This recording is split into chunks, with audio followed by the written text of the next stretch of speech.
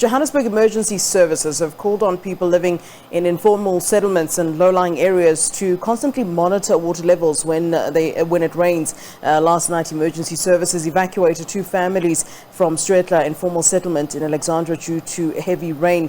A portion of the bridge on the Juskei River collapsed and led to the flooding. The bridge has been undergoing repair work. EMS officials say they've already conducted an inspection in the area and the water levels have since decreased. They say there's no immediate danger, but authorities say people should immediately move to higher ground further away from the Juskei River. All right, and for more now, we're joined via Zoom by EMS Spokesperson Robert Mulaudzi. A very good afternoon to you, sir. Thanks as always for availing yourself to SABC News.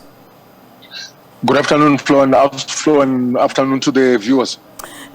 We generally see, and I know you've been involved throughout, where we see this level of flooding, and of course we report on these stories, and one wonders, if there's, any plan really to fix the problem, and perhaps maybe we should backtrack a little bit and ask, what's causing this level of flooding. Of course, there's the river, but then one would ask the question of whether we're also then dealing with a bad drainage system or the bad or the poor land use management practices. I mean, is this a mixture of a few variants or really just about the Juskei River? Yeah, I think on this one, it's more about the area which the residents have decided to occupy, because already that area is already a river stream, which is a flood line. We know that when we have rainfalls, that area will flood. It's not only that area in the city of Johannesburg. I think we have got a number of areas like Kaya Sand, we've got Deep Sloat, we also have Kliptown where our residents are actually residing in a flood line or alongside the river stream. So last night we had to evacuate those 2 households because the water levels was much more higher, and also there was a danger that maybe if it continued to rain overnight, their lives could be at risk. Hence, we had to evacuate them. But today, after we have conducted the inspection, the residents have decided to go back to their households. The risk is much more lower, but as for we continue to urge our residents out there to say, we are told that we're still going to receive a lot of rainfalls throughout the week. So therefore, we encouraging them to make sure that they monitor the water levels and move to the higher ground, when there's a need to do so, because we are also concerned about the water levels that there are the school holidays now.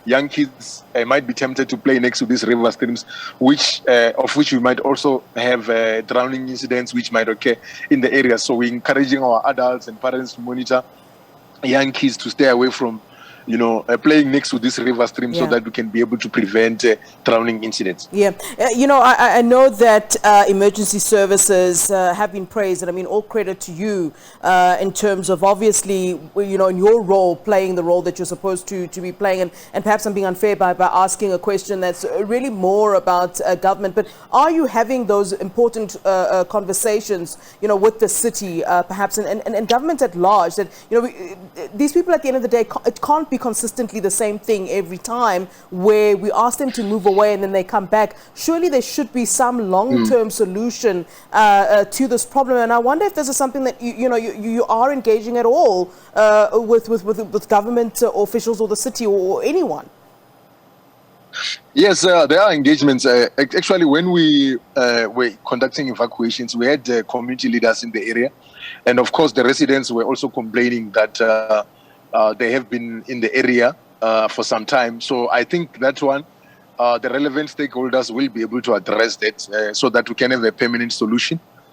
We cannot afford to all the time be responding to the same situations, because in a couple of years ago, those residents were moved to a upper ground, proper houses were built in that area.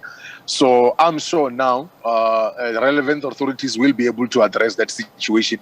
While we're waiting for that, from our side as emergency management services, we made sure that we are proactive enough by making sure that we conduct disaster preparedness training, evacuation procedures to the residents, and also we install an automatic rainfall system in the area which assist us to disseminate information for evacuation purposes when we have severe thunderstorms like the ones which we are having now. Yeah, and I mean, obviously there's some lessons we've learned now, having taken a look at some of the problems encountered in the past. I mean, you'll certainly remember that horrific story of, I think it was a little girl whose father was trying to get them out of danger, who eventually slipped out of her father's hands and sadly passed on. I mean, these are some of the horrific incidents that, we've had to report on when we're talking about the Juskei River, and particularly in that area of Alexandra. In that time, what have we learned? I mean, I hear you saying that, you're kind of preparing and that you're telling residents move up to higher ground when the river does indeed swell up. Yes. But, let's talk about, the lessons that we've certainly learned during that time. Yeah, I think the area, I think the regulations or bylaws needs to be strict enough, because that area, a few years ago, the area was clear.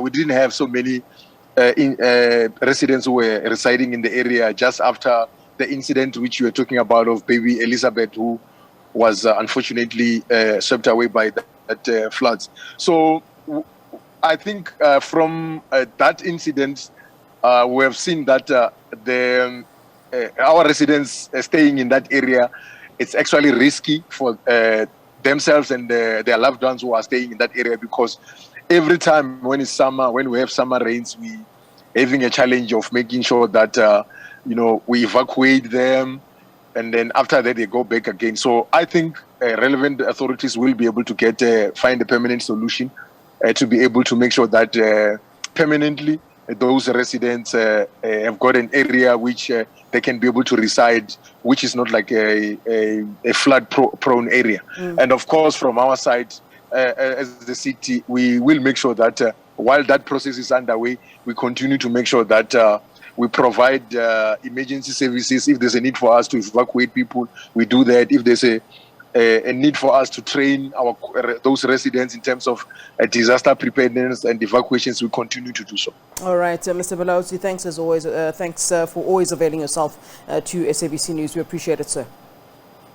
Thank you very much. All right, that is Robert Mulaudzi, EMS spokesperson, talking to us about the situation in Alexandra, of course, where the Juskei River is indeed expected to be swelling up, and people are going back to their residences, but obviously that is being monitored at the moment by emergency services.